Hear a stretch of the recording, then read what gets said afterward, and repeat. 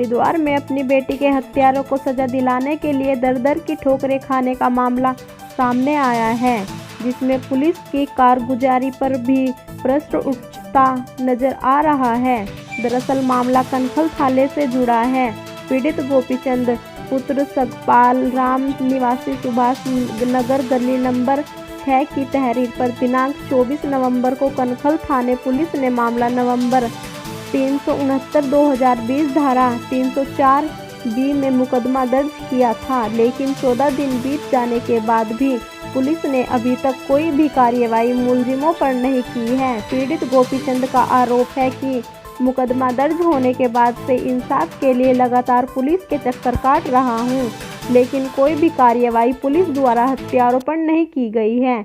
उन्होंने बताया कि कनखल पुलिस ने कोई ना कोई बहाना बनाकर लगातार मुझे गुमराह करती रही और इसी बीच में मुख्य आरोपी गिरफ्तारी से बचने के लिए माननीय उच्च न्यायालय से स्टे ले आया, लेकिन अब तक कोई भी कार्रवाई अन्य मुलजिमों पर नहीं की गई है और मुलजिम खुलेआम घूम रहे हैं। उन्होंने बताया कि मेरी पुत्री पूजा की शादी इसी साल 28 फरवरी को सन्नी पुत्र राजेंद्र निवासी जमालपुर कला थाना कनखल के साथ हुई थी और मुलजिम लगातार मेरी बेटी को प्रताड़ित कर दहेज की मांग करता था और दहेज के लिए उन्होंने मेरी बेटी की हत्या कर दी है।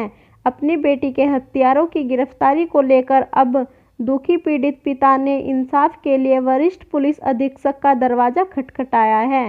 पीड़ित गोपीचंद ने वरिष्ठ पुलिस अधीक्षक को लिखित पत्र देकर इंसाफ की गुहार लगाई और जल्द से जल्द मुलजिमों की गिरफ्तारी की मांग की है। जैसे कि आप बता रहे हैं कि मामला है जी, मैंने अपनी बेटी का रिश्ता जमालपुर कला झंडे चौक पर तय किया था, उनके शर्तों के अनुसार किया था। फिर मैं 2 महीने की मैंने 27 फरवरी को शादी की थी अपनी बेटी की। 2 महीने के बाद मेरी बेटी को उन्होंने परेशान करने लगे थे।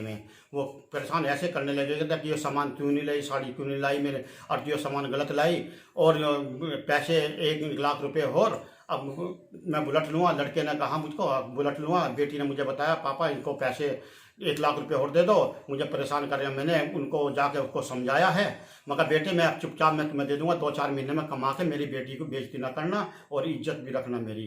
अच्छा जी, उसके बाद फिर मैं समझा, 3-4 दिन के बाद फिर 15-20 दिन के बाद फिर करने लगे परेशान। फिर समझाया मैंने, फिर उन्होंने कुछ दिन के बाद मेरी बेटी की हत्या कर दी। हत्या करने के बाद फिर उन्होंने मुझको खबर भी तक नहीं दी।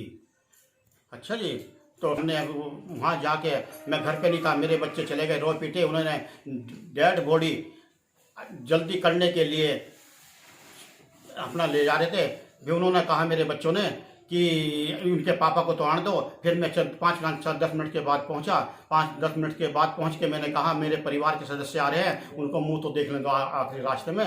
तो मैं रुक गए, फिर जल्दी कर रहे थे नहलाने के लिए। अच्छा जी, फिर मुझे नहीं माने। मैंने उनको ये कहा कि भाई मेरी बेटी गलती तो बताओ क्या है। उन्होंने कुछ नहीं बोला। फिर मैंने पुलिस को बुलाया, मैं कर दिया। पुलिस को बुलाने के बाद मैं फिर उसको पुलिस को पोस्टमार्टम के लिए ले गई। पोस्टमार्टम के लिए जाने के बाद फिर उसका संस्कार करा। पुलिस ने उनका कुछ नहीं किया। फिर पुलिस में मैंने 24 तारीख को रिपोर्ट दर्ज कराई।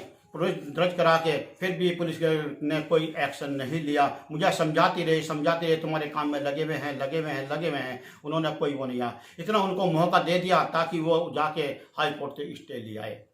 अच्छा जी, अब पुलिस प्रशासन कुछ नहीं कर रही है, कोई मेरी सुनाई नहीं कर रही है। मैं गरीब आदमी हूँ, पैसे वाले आदमी हैं, मैं क्या करूँ? मैं मजबूर हूँ, मैं परेशान हूँ। अच्छा जी, मेरी कोई सुनवाई नहीं हो रही। कुल मिला के ये है। अच्छा, वो तो अपने स्टे ले आया। फिर जो 3 हैं उनको गिरफ्तार करने की कोशिश नहीं की पुलिस ने अब तक भी। ऐसे सरेआम ऐसे ही घूम रहे हैं। आपकी क्या मांग है? मेरी बेटी का इंसाफ, मेरी बेटी का इंसाफ चाहिए, मुझे कुछ नहीं चाहिए। बस मैं यही चाहता हूँ, मेरी बेटी का, किसी बेटी के साथ नाजायज ऐसा ना हो जैसे मेरी बेटी के साथ हुआ। मुझे बेटी का इंसाफ चाहिए और कुछ नहीं चाहिए। सबकी माँ बेटी सब एक हैं। किसी बेटी के साथ में अगर ऐसा हुआ तो बहुत वो होगा, ये तो बहुत खराब आदमी। मैं मजबूर हूँ, गरीब आदमी हूँ। अब मैं क्या कर सकता हूँ? कहाँ जाऊँ? डूबूँ, मरूँ, क्या करूँ? मेरे घर परिवार में सब रो रो के ऐसे हो रहे हैं। ये सोचे जहाँ हमारी बेटी चली गई सब हम तो वहीं डूब के मर जाएं। जब हमारी कोई सुनाई नहीं है, गरीब आदमी कोई सुनाई नहीं है। अब क्या करूं मैं, मेरा परमात्मा है। Ranvijay Kumar, Divya times India, Haridwar.